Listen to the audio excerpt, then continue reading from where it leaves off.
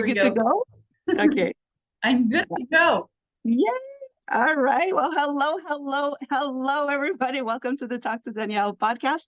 I am your host, Danielle C. Baker. And before we get started, be sure to like, follow, and subscribe to whichever channel you're watching from or listening from. And of course, with season 2, this episode is brought to you by the Self-Esteem Doctor Online Academy with the wonderful Dr. Simone Alicia.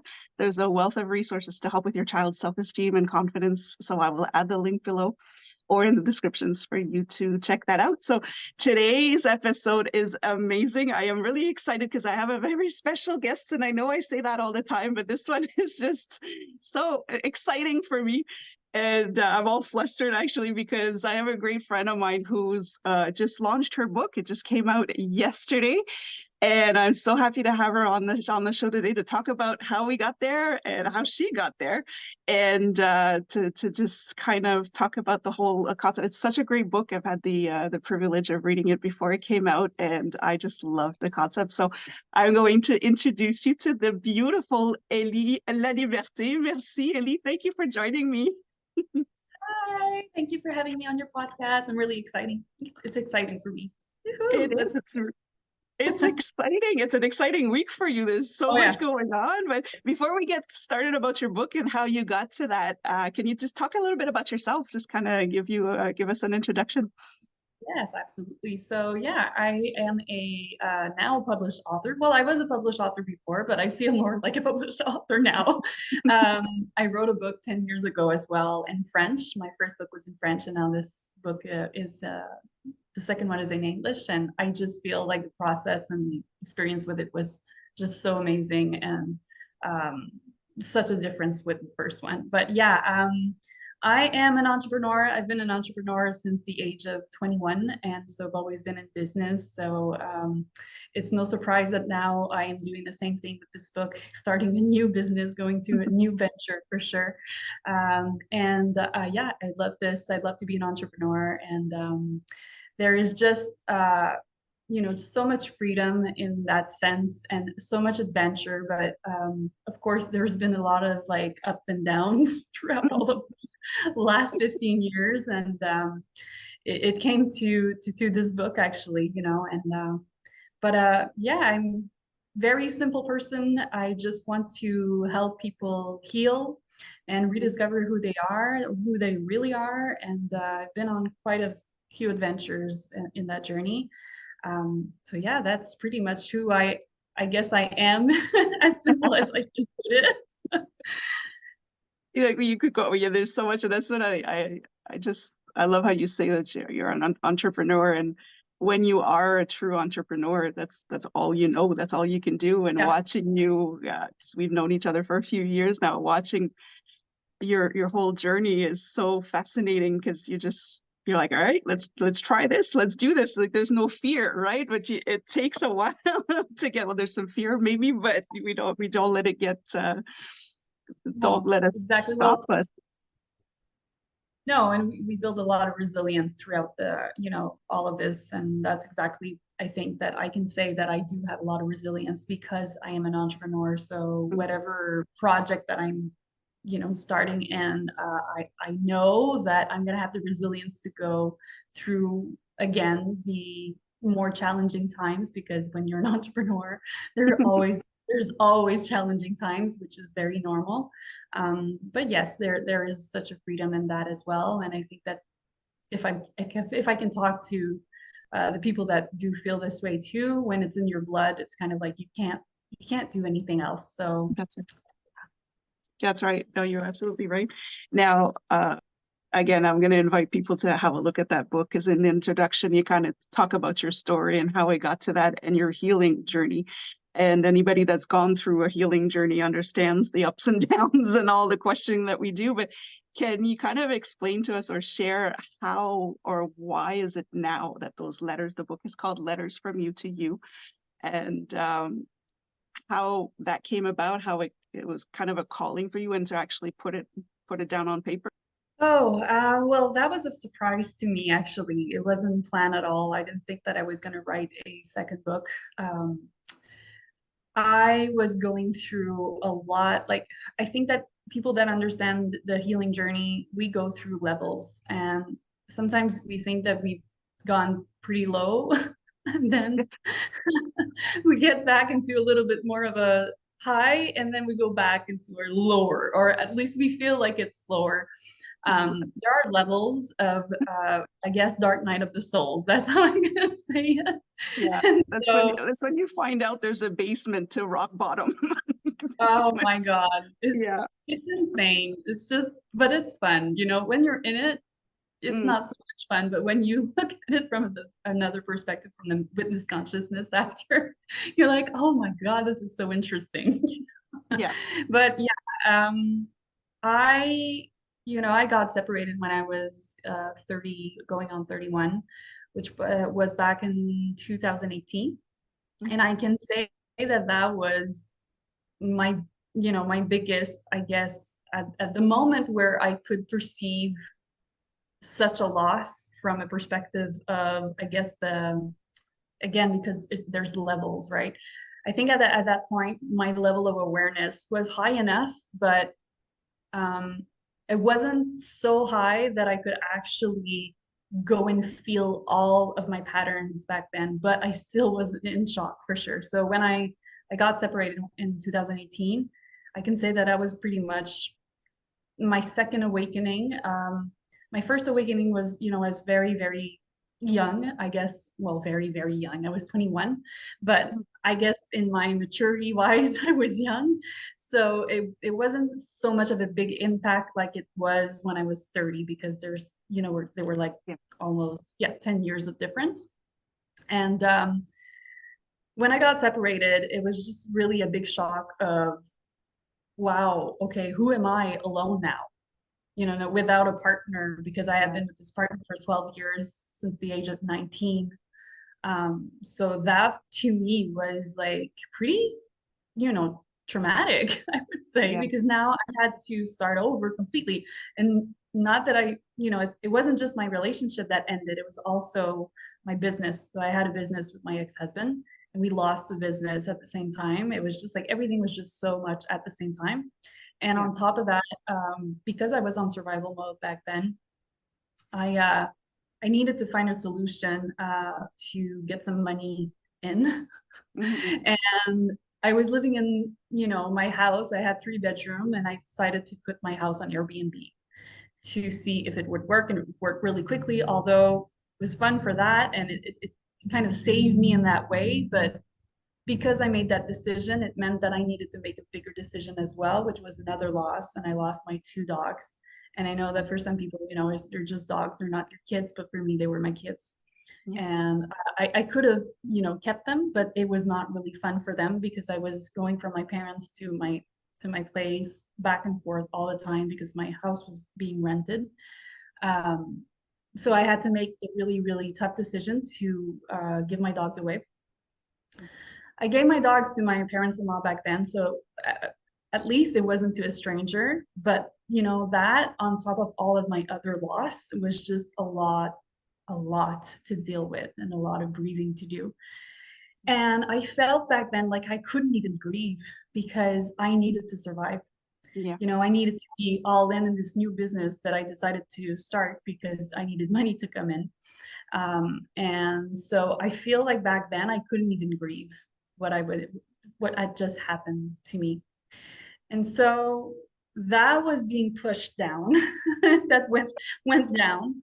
And I didn't deal with that for maybe a couple of years. And then at one point I decided that, like, when COVID hit, I think that everybody kind of just had an awakening there too. So for me, that was kind of another awakening, because people don't know me, but I'm not the one who's going to follow a lot like what other people say. And so I was, very determined to follow my intuition with COVID and everything. And I wasn't going in the same direction as many went, unfortunately for them. But for me, it was a question of just respecting who I am and what I wanted. But that came with a lot of, again, a lot of resistance, a lot of pain, because then it was, division with my family, with some friends, with person that I was dating back then. And it was just really, again, another level of awakening, awakening to a part of me now that I really knew that I was and I wanted to respect, but needed to go deep and go and do some healing. So I did some healing there too. And I actually hired a coach for the first time in my life. I had hired a coach.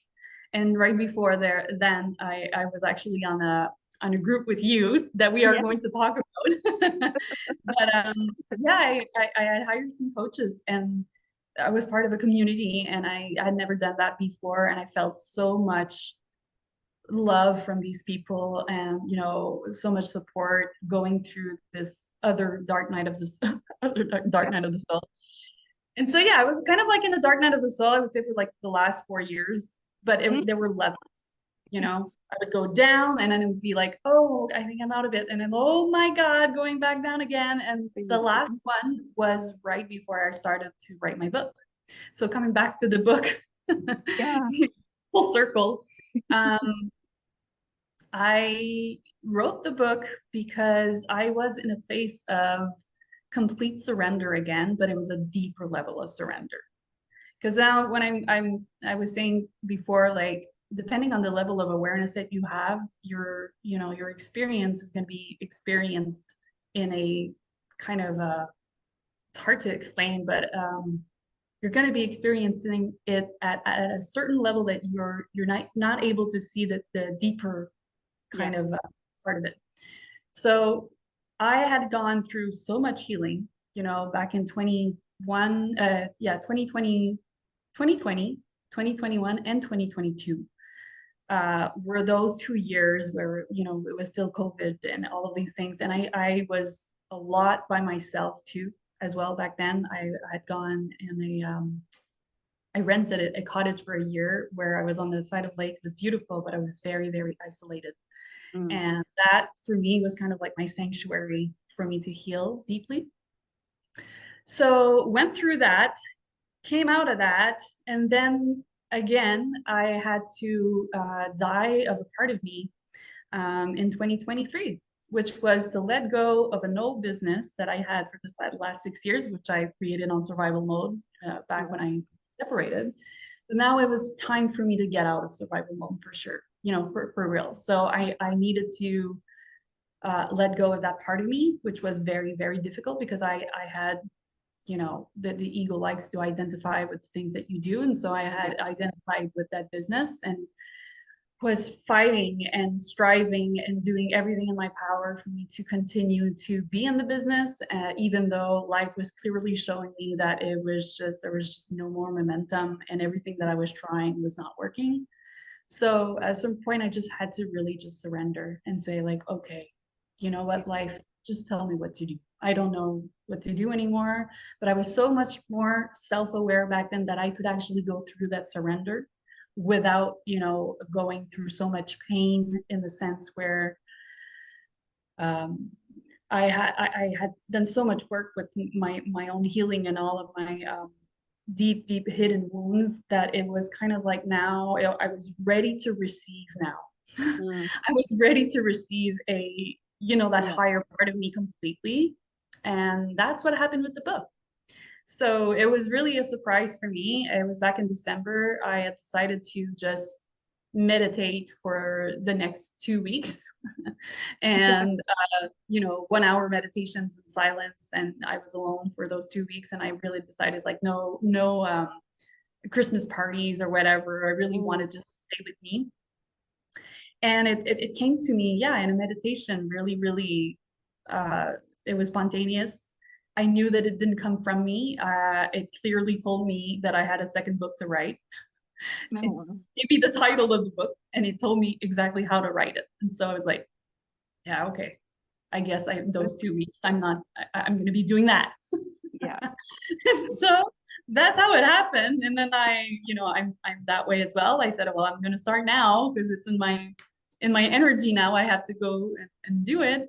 So I Yeah. sat down and it just flowed. It's really hard to explain, but I kind of know that it didn't come from me or my small Mhm. self. It came from my higher self for sure. And it was just so much of it was a very powerful experience for me because I was completely letting go. I didn't want this book to be about my personal experiences. I wanted this book to be really about how can we, and I'm saying we because this was a co-creation for sure. But I was like, how can we help as many as possible to just reconnect with that part of themselves where they know that they are loved, they are taken care of all the time, and they are being held, even though they go through so much, pain. Because I think that this is the thing when you go through your dark night of the soul, and I think that everybody's going to go through it, whether or not you think that you're not even spiritual. Like at some point life will bring you to a place where it's going to tell you like, hey, I'm taking all of this away from you because you need to figure out who you are without all of this. And this is exactly what happened to me more than once. So even if you don't want to, I'm pretty sure that life will have its plans with you, and it's fun to have something like this. And I do believe that this is the intention that was behind it. And I'm not going to say that it was my intention again, because I didn't even have an intention. I didn't even know that I was going to write a second book. But I think that the intention behind it was to really hold space for people while they are going through what they're going to be going through. And yeah, I'm loving that experience. Well, having read it, I can definitely tell you that that's exactly how I felt when I read it, because I've gone through and around the same time of you, where you're just like, you think you've had all the layers and there's another layer that comes up, and that ability to say, letting it go and releasing it and just ready to receive whatever it is that's supposed to come. When you resist that, that's when things are taken from you. What I find from my experience is the more I resist and try to hold on, the more I end up losing. But that's how I saw where I was in my journey with this whole dark night of the soul, the ego death, or whatever we call it, the self-healing journey, is reading the letters. For me, they came across as gentle. Like, it was so gentle when you were saying holding a space for the person that's reading it. And I know that if I would have read it 2 years ago, it may have triggered me. It may have, stirred something inside of me because I wasn't ready for that yet. So it could kind of tell me where I was at, and how I had released a lot of that, trauma and whatever you want to call it. But it was, and I can see myself reading this a couple years from now and seeing again that I'm not receiving the message the same, because now I've either passed this or this is something that I need to work on now. I'm kind of seeing it that way. So you really are holding a space, and no matter where you are in your healing journey, there is a message there for that person to wherever Yeah, I they're think at. And you will get that absolutely. message. I think that there's a readiness to receive whatever you're going to be reading. I think Yeah. that someone can receive it in a state, and then, like you say, because that happened to me a couple of times with other books, where I would read a book and then I would kind of grab it maybe 2 years after and read not the entire book again, but I would read some things through it, and I'm like, oh my God, I never understood this before the way that I'm understanding it now. And now is like, wow, it's crazy how our minds, and I do talk about that in the book, but it's crazy how when you are ready to receive something in a particular way, you are going to receive it in that way.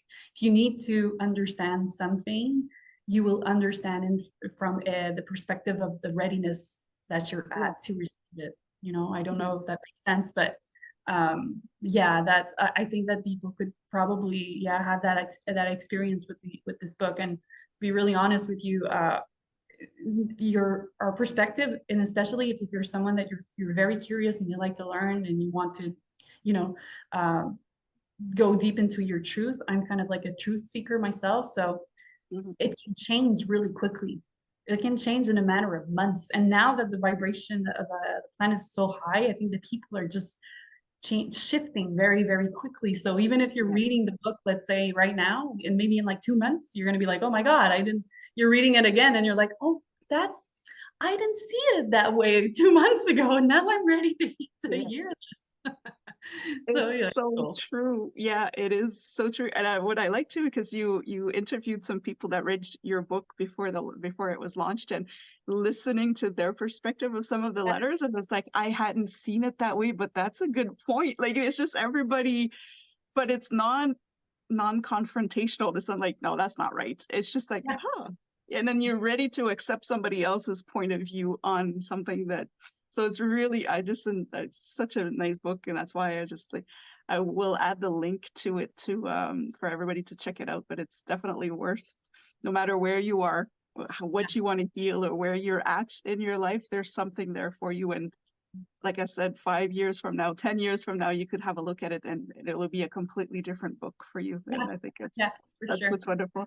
I wanted to ask, actually, I want to bring up this topic because this is kind of my world. And when it comes to writing books, um, there's a lot of people who want to start a book will often get nervous to say, well, who am I to write a book? I'm not a scholar. I'm not, I didn't study um, you know, the history of English literature or French literature or anything like that, right? We're writing from our heart. We're writing, like you said, sometimes it's just channeled through.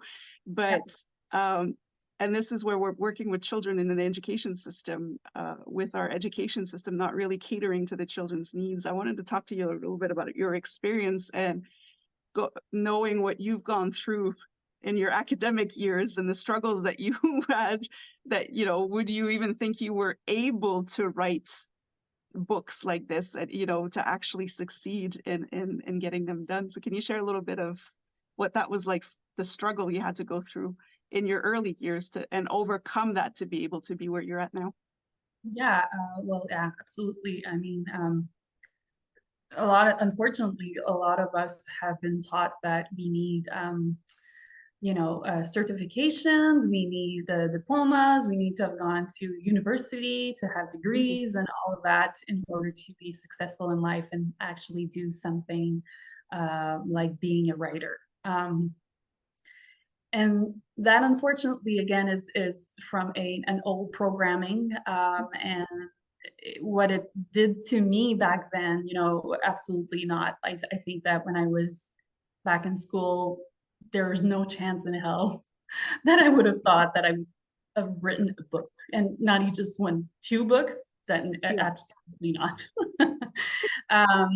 My journey, my journey, in my, and it's funny because sometimes I don't even like, I don't, when I think about my trauma, my childhood trauma, it doesn't come up quick that it had to do with school, but a lot of it had to do with my school. Because sometimes when you're thinking about your childhood, in your trauma in your childhood, you're going to be thinking more about your parents and the way that you've been raised and all of that. But schools, they make a big impact on you. And for me, yeah, that was a childhood trauma from the age of as young as I can remember being in school until I was even in, I would say I didn't go to college, but I went for a short time um, in a school at a private academy for singing and dancing. It was even in my area. Like I'm an artist too, right? So I went for 2 months when I was 19. I went for 2 months because I had hurt myself, so I couldn't continue. But I thought anyways that it was very, very much in my element. I went to a private academy, which I was chosen I think it was 500 people that were auditioning for that school, and they only chose 50 people, and I was one of them that had been Wow. chosen, which was awesome. But because of my childhood trauma regarding school, I was not doing well even in that, which was like all of me, it was arts and everything, but there was a lot of history that we had to learn about music Mhm. and history about theater and all of that. And those areas were difficult for me because that was about studying and getting to know and having that memorizing things and then doing Mhm. essays and all of that, right? So even in my strongest abilities, I felt like I was failing because I had that trauma. And so from the earliest that I can remember, for me going to school was really not a fun experience. I felt I never felt smart. I was called slow. Unfortunately, I had a lot of people that thought I was slow, so they mentioned it to me, and Yeah. maybe it wasn't, they didn't want to do it in a bad way. It's like they didn't have a bad intention in the way that they were saying it, but unconsciously they were hurting me big time Yeah. because being called slow and telling me that I was always the last one to finish my homework, I was always the last one to finish my tests, my exams, and even I was the last one to get dressed in my gym class and getting out. Yeah. All of that was making an impact on me. And then I was feeling like I was someone who couldn't learn Mhm. much, So I didn't feel smart my entire childhood, and I didn't feel smart until maybe I would say 25, even though I knew, even though now I know that I was smart, I Yeah. never felt smart. I Yeah. felt like I was not intelligent. I had never been, no one ever told me that I was intelligent either. I don't even remember. If someone told me I was intelligent, I don't remember because that Mm. was so much trauma for me. So going through school, I think for me it was a challenge because not only did I not, the reason why I think now today that I was not really learning well was because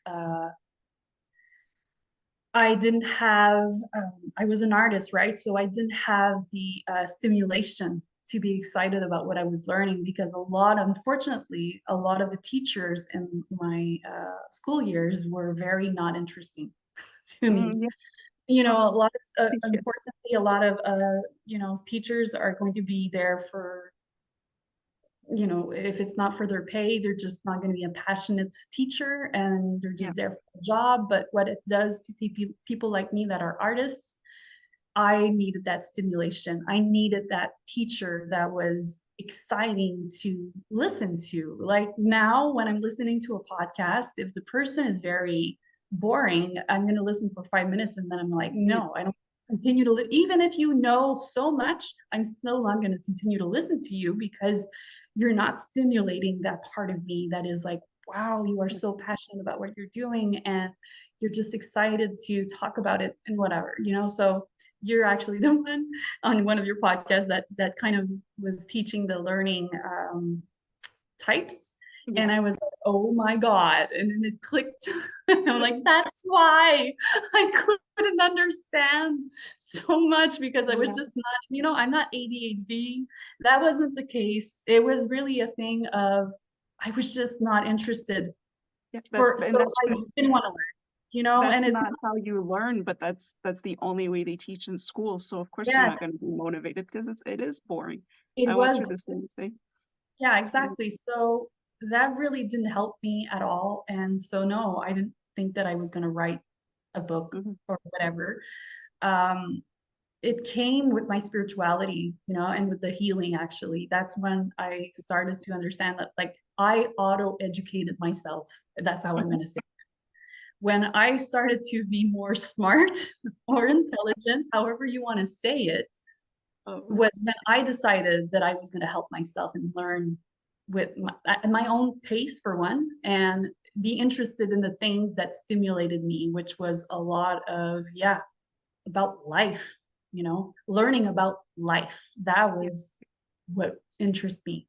A lot of what we learn in school, math and all of these things that, yes, are a necessity at some level, but there was so way too much I was missing in school, and unfortunately it's still a bit like this today where I don't, like, I haven't been in school so long, but I don't believe that there's a lot of personal growth programs out there still. No. And it's so important, it is so important for the students to, yeah, to kind of have that foundation of like, I am smart and I Mhm. can learn because I am, learning about myself and who I am and what is my ability to learn? How am I supposed to learn? So Yeah. I really love your things that you were talking about on your other, on your podcast the other day, because that just made such a difference to me knowing this. And to be honest with you, I still don't know what my learning type is.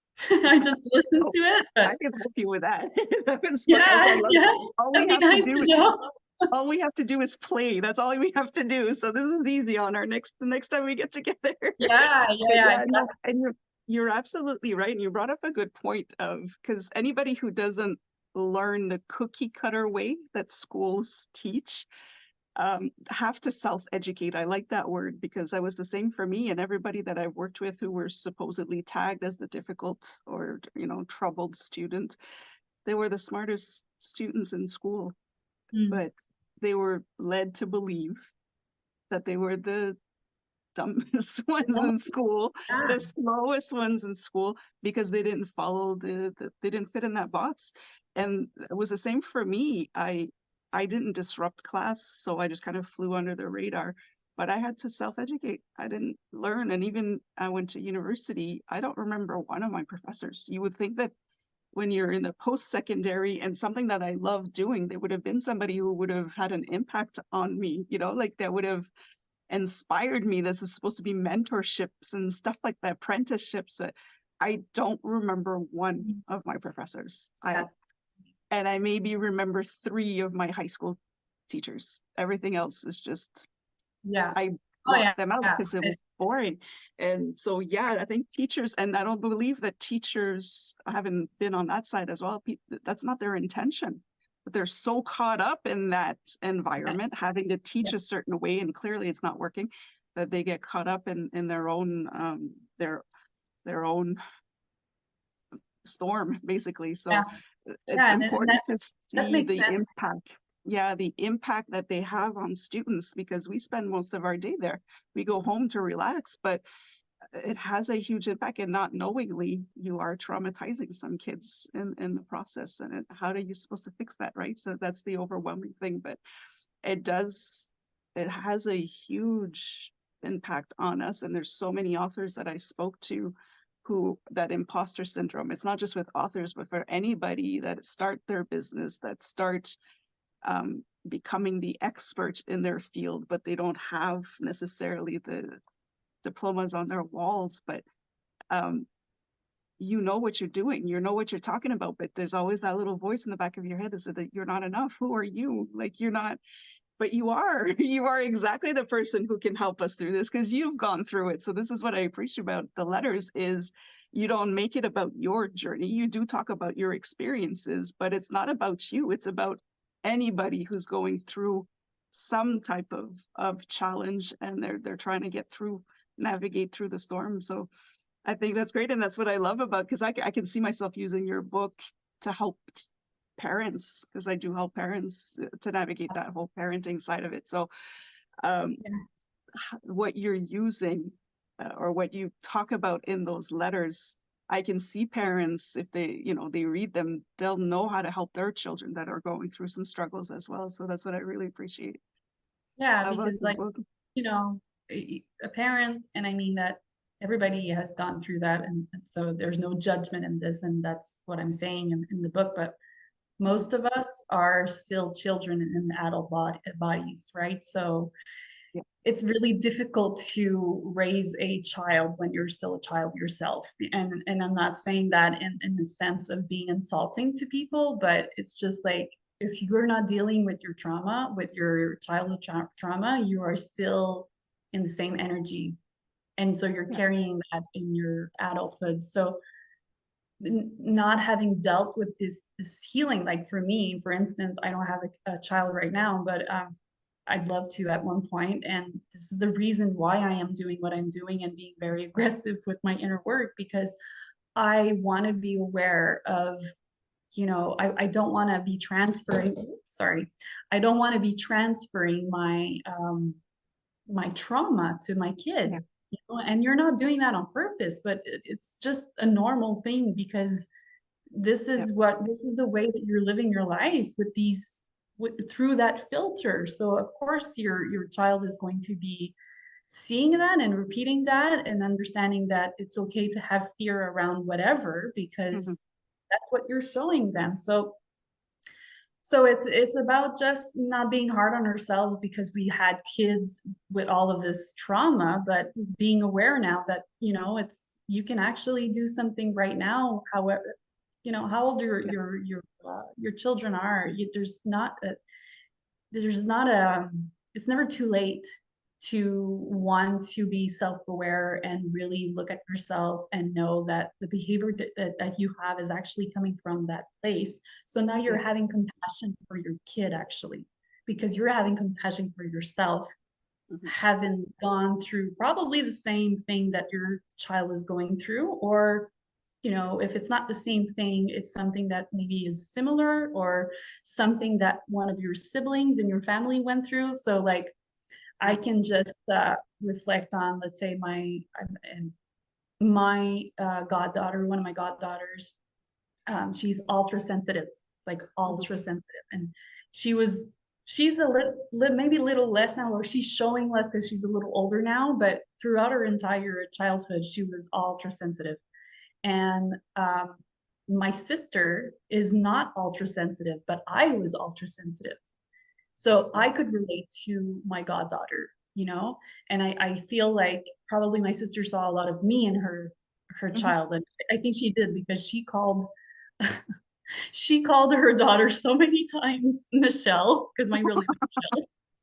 So I'm pretty sure she could see me, but and this is the thing. So having self-awareness is having that compassion to say like, oh wow, okay, so I'm just experiencing my sister, my young sister, through my child right now, that has the same kind of and it's not a disorder for sure to be ultra sensitive, but there's It's a to be trait. able to deal Yeah. with it. Yeah, Yeah. yeah. So yeah, it's very interesting, and so when we have that awareness about us being still that child, in a certain way. I'm not saying that we're completely a child, but we have a lot of we still have a lot of energy from our childhood that is still going on within us right now.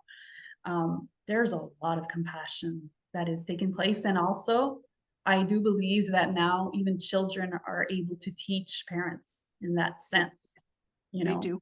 because of They that. really they really do help. And that's what I like that you mentioned that because, well, first of all, I'm going to say my sister, my older sister, calls my niece by my name and she calls me by my niece's Oh name. my So God, that's so there's funny. definitely something there. I remind her of her daughter reminds Wow. her of me, but yeah, but children will sometimes show us where we need to heal because when they trigger us, I do talk about parental triggers as things that trigger us.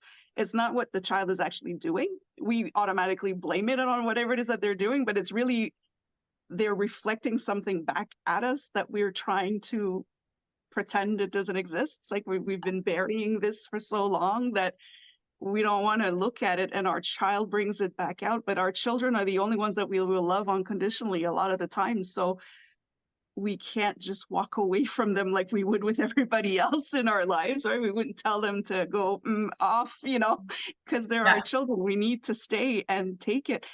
So that's why they trigger us. So anytime you're triggered by your child, it's actually your child is showing you where you need to heal. And this is where that book is because it's so, like I said, I think the first word that came out for me was it's so soft, it's so gentle. We go into this self-healing journey expecting this very harsh, in your face type of, you know, healing, but it's not. This one is just gentle. It's like, it's okay if you're not ready for this, just take note of it, notice that it's there Mhm. and allow yourself the time that you need to heal. So I really like that approach. Yeah. Yeah. I'm curious to know now. I mean, the book is out. There's still a lot going on with that, but what's next? What's new? What's going to be happening from here? Again, I like to keep myself in the unknown. So when I Mhm. started this book, I always told myself I am in the unknown, and that is okay. And I don't know where this book is going to go, and it's not about me. So I'm letting life just bring it where it needs to go, and that is okay with me. I didn't want to control it. I didn't want to make it about me again. So this is bigger than me. It's something that came through me, but it's not from my small self. So it's a co-creation again. So what's next actually is again just it's going to be very spontaneous. Of course, I have things that are lined up in the sense where I knew that this book was coming out, so I said, well, I kind of want to be full into that career now. So I started I associated actually a program, a coaching program with that book as well. So I'm going to be focusing on offering, again, kind of like once you go through the book, you will have the opportunity to be working with me one-on-one. And you're not going to be just working with me one-on-one. I actually associated two other people in my program, which is one that is doing some breath work, because breath work was an extremely important part of my healing process. So I cannot show anybody or guide anybody if they are not doing breath work. If they're going to be going deep into their healing, for me, it does not make sense to not move energy in your body to be able to actually know where the hidden trauma is, because you can meditate and you can I mean, you can do a lot, but if you're not moving energy inside of your body and you don't know how to move that energy too, Yeah. chances are you're not going to go really, really deep into the root of what is going on. You know, it's going to be a lot of surface thing. And I'm not just saying that to say that. Yeah. I went through that a lot, and I needed breath work to be able to release a lot of this unseen, uh, Yeah. unseen wounds, really. I had no idea. I was like, oh my God, this just came up. I didn't even know I had that in me because I moved my energy, right? So I'm going to be having a breathwork certified facilitator. And also, I just added this that was really spontaneous as well, but I just added a kind of like another program. So it's a program, there's a basic program, and then there's a full program. And then in the full program, I have also a hypnosis with me, Oh, which is, yeah, it's really cool, because she is going to be doing she's going to be helping the client to actually reprogram. mhm, So what me and my friend Phoenix, her name is Phoenix, that does the breath work, are doing is we're actually going to investigate what is going on within the person and going to heal what needs to be healed and seen.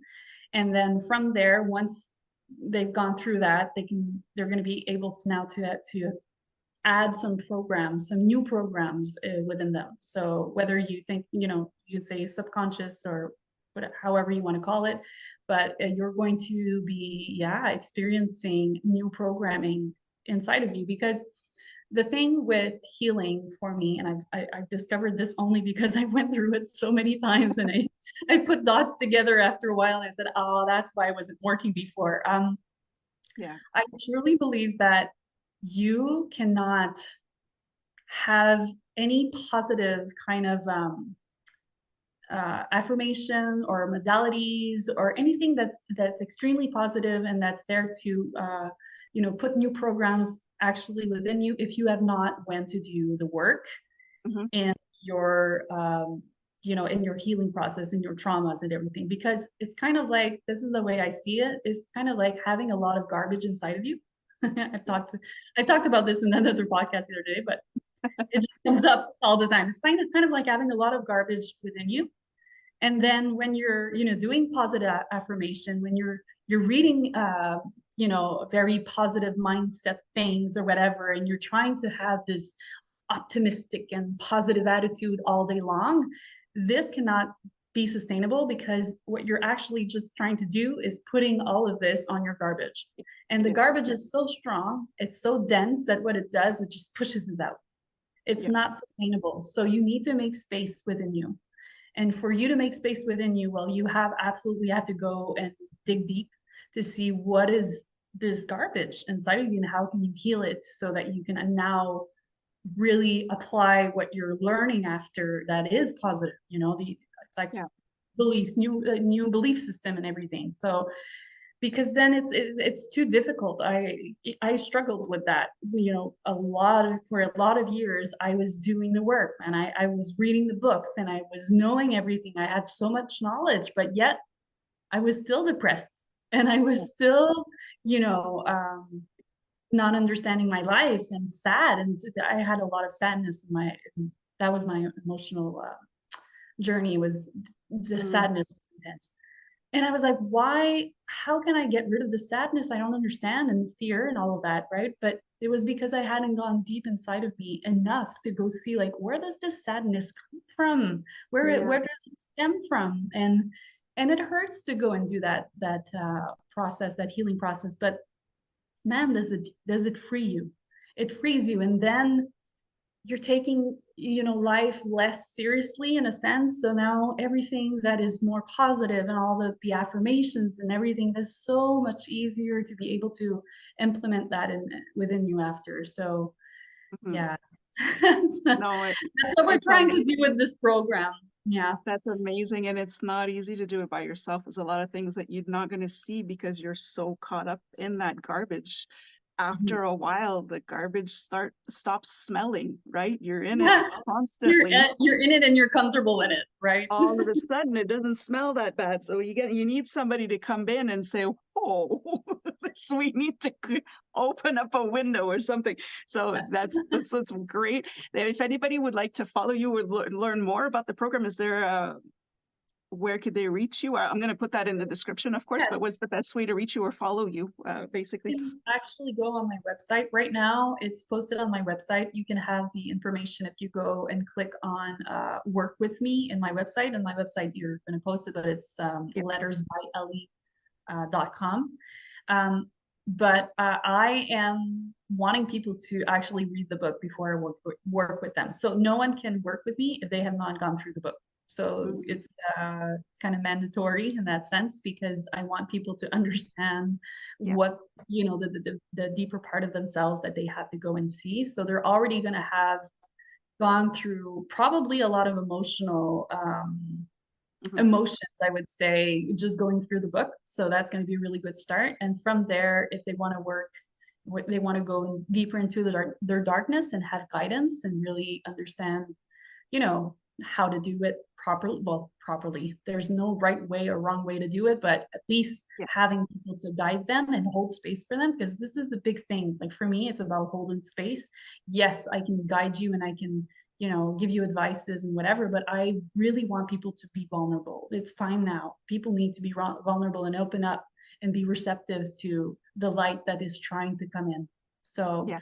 this is really what I intend to do. Also with this program, I'm very much encouraging people to, well, if you're taking my program, you're going to go through a lot of writing processes. So you're going to do a lot of journal writing because I do believe that writing is a therapy and it's a very, very powerful therapy. And that's the way that I went through so much of my healing as well.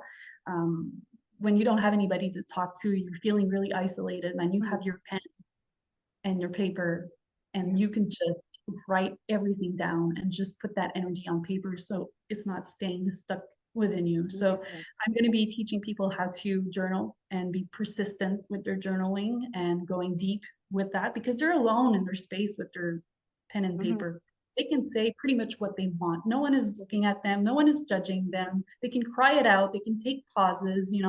So it's a really great way of coaching themselves in a way and realizing some truths about them while they're writing. Sometimes they're Yeah. going to write like anybody else and they're going to be channeled. They don't even know that they're channeled. So I want people to go through that writing thing. So I'm going to be helping them with that.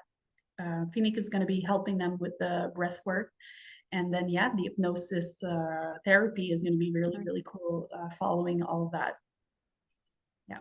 That's nice. All right, I'll put all of that down. I'll put the link because your book is available on Amazon as well. So I'll put some links on there and on different Amazon markets, of course, depending on where you're watching from. And before I could talk to you all day. We'll have to get together again and kind of Yes. follow up on how things are going. But I always ask these questions when I have guests, and I will give you a little bit of the backstory. Is this little girl? She's 9 years old, doing a project at school. She had to interview adults, and she was asking this question that all adults ask children, but nobody was answering her. So she was getting frustrated, and her mom just kept telling her, well, stop asking, like you're getting upset about this so clearly. And she would just tell her mom, no, somebody's gonna get it. I'm gonna so when she asked me, I answered, and we were doing a Zoom call like this, and she turned around and she says, "You see, Mom, I told you somebody was gonna get it." So I promised that girl that I was going to ask everybody I interview. So this is the question. Wow, The I'm question, nervous. yeah, no, it's a fun question. Everybody should be asking adults. This is what do you want to do when you grow up? What do I want to do when I grow up? That's Yeah. awesome What do you want for to an do, or what do you want to adult. be? Isn't that awesome? Yes, it absolutely is awesome. Well, I'm not going to say, I'm going to answer that question probably in a different way. I'm not going to be doing so much, but I'm going to be being. I'm going to be Yeah, more. That's for sure. I'm going to be focusing on being more. That's what I want to do when I grow up. The most that I can, I will focus on just being, because I think that that is also something that is weird when you're a kid and you get asked that question, actually, like, what do you want to do when you grow up? And you're like a kid and you don't even know who you are. So yeah, how can you answer that question? That's exactly. It's impossible a to big commitment. It's a commitment. Am I yeah. really going to be a doctor for the rest of my life? Yes, absolutely. Yeah. So, yeah, when I grow up more, I actually want to focus on just, yeah, being as much as I can, just being in the I present. love that. I love that because we do so much already. So we need to stop Yeah. doing and just be. I love that. That's Yeah. why I love that question. There's Being no and wrong answer. receiving, Yeah, allowing life to show you what you're supposed to do, and doing it from the place also of being, because yeah, we can do in an alignment way, and that's a lot. That's even more powerful, because if I take my book, for instance, my book was created by that space. I didn't yeah. do anything. I received everything. So the doing was bigger than me. So that's how I feel that I want to continue to live my life. And it's about time, to be really honest with you. It's about time that I get committed to want to live my life this way, because it's just so much more. There's so much more freedom. You have less pressure on yourself, and you're just knowing that you have this beautiful, amazing energy that is so strong, that is always there to, you Yeah. know, to help you through everything, and bring you to things that match your energy, and so that it's easier for you to do things. So I want to continue to do that. Yeah. I love that. They're wonderful. I Like I love said, I could keep talking all day about this, but we're going to end it here today. But thank you again so much. Congratulations on your new baby coming out. It is available on Amazon. Like I said, it's letters from you to you. I highly encourage it. Thank you so much for sharing this experience with us. Thank you And for your time and doing this, because you're helping a lot of people when you're having guests like this and just talking about thank you. these wonderful subject. And also what you're doing with the parenting is just incredible. And you also have a book coming out soon enough. Yeah, my baby's So coming we're out going to be talking soon. about that too, I'm right? going through my journey. Yep. Yeah, that's coming up real soon. Yeah. And people will know because I'll be talking about it all the time. But yeah, it's coming out very soon. And can't wait to share that experience with everybody. But again, thank you so much for anybody. Don't forget to like, follow, and subscribe to whichever channel you're listening and watching from. And don't forget to go and check out Ellie as well, and all the wonderful work that she does. And until next time, stay safe, stay awesome, and we'll talk soon.